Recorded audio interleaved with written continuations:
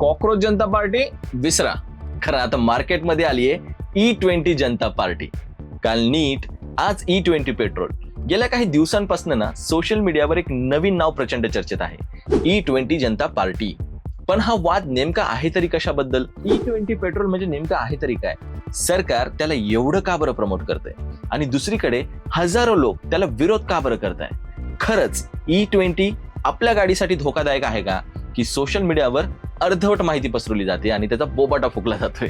तर आज आपण कोणाची बाजू घेण्यासाठी नाही, तर या संपूर्ण विषयामागचं सत्य समजून घेण्यासाठी हा व्हिडिओ तुम्ही शेवटपर्यंत बघा.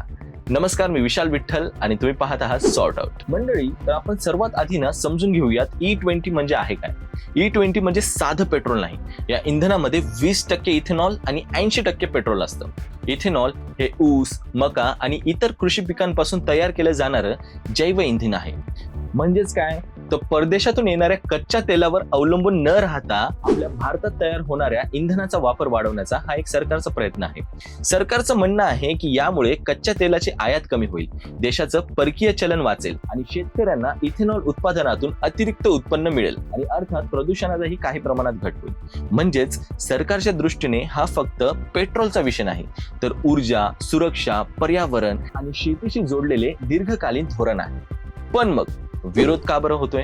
काही वाहनधारकांचा दावा आहे की E20 वापरल्यानंतर त्यांच्या गाडीचं मायलेज कमी झालंय. काही जुन्या वाहनांमध्ये इंजिन किंवा फ्युएल सिस्टीमवर परिणाम होऊ शकतो. तर काहींचा सर्वात मोठा मुद्दा असा आहे की ग्राहकाला निवडीचा अधिकार असायला हवा की नाही. जर कुणाला E20 वापरायचं नसेल तर मग त्याला 100% पेट्रोलचा पर्याय का मिळू नये?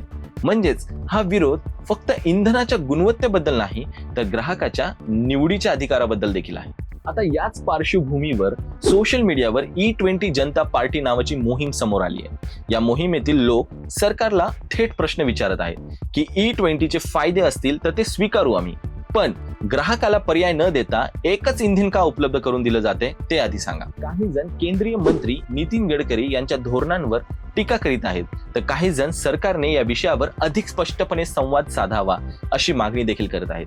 म्हणजे हा वाद केवळ पेट्रोलचा नाही, तर सरकारच्या धोरणांबद्दल आहे, नागरिकांच्या अपेक्षांबद्दलही आहे.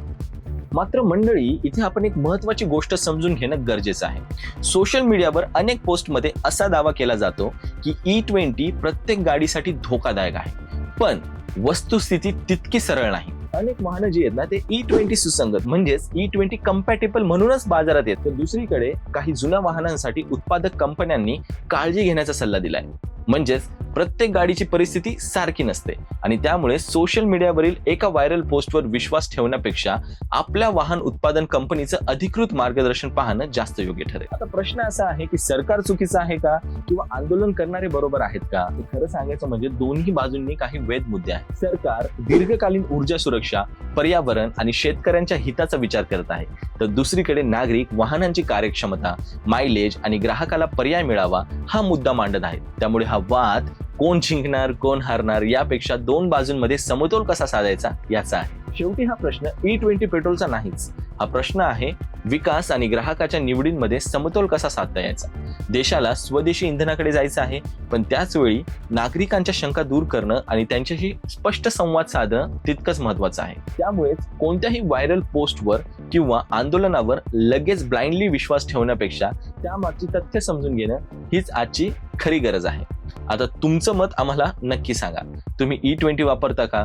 तुमचा अनुभव कसा आहे? सरकारचं धोरण योग्य वाटतं की ग्राहकाला 100% पेट्रोलचा पर्याय उपलब्ध असायला हवा?